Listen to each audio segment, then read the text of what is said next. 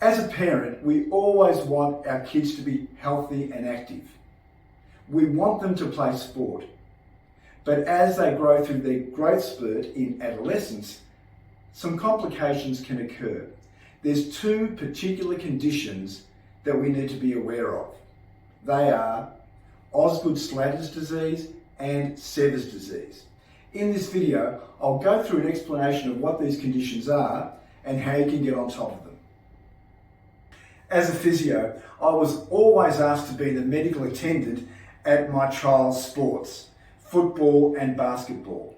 So I got to see at first hand how many kids actually suffered from Osgood-Schlatter's and Sever's. So it's quite a prevalent condition in the adolescent population.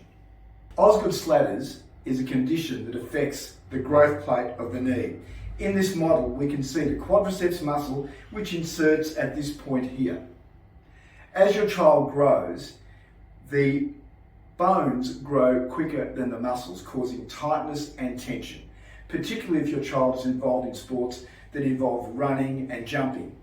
We can often get a point of tenderness and pain here that can cause a big lump right on the bone, which is quite characteristic of Osgood-Schlatter's. In the case of Sever's disease, we have a foot here, and the Achilles tendon also attaches to that end of the heel. And that causes, again, local pain, discomfort with running and jumping, and your child may actually be protecting that heel by walking more on their toes. So what I'll talk about now is how to manage these conditions. Now, the good news about Osgood-Schlatter's and Sever's disease is that they are self-limiting. That is, your child will eventually grow out of it. But during the time that they're affected by these conditions, there's a few things you can do to manage it, to let them train as much as possible and participate in sport.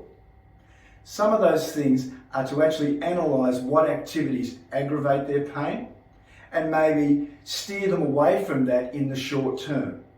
Rather than playing full basketball drills, they can do some stationary skill work. And you need to monitor this all the way through. Rest from playing if needed.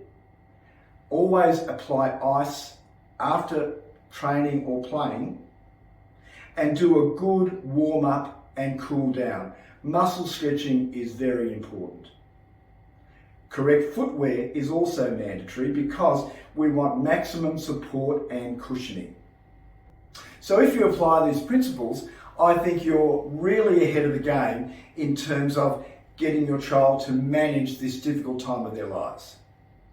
So if you've tried all these initiatives to get on top of this and still struggle, go to our blog and read further about this condition and how to get on top of it, or comment below and we'll be in touch as soon as we can.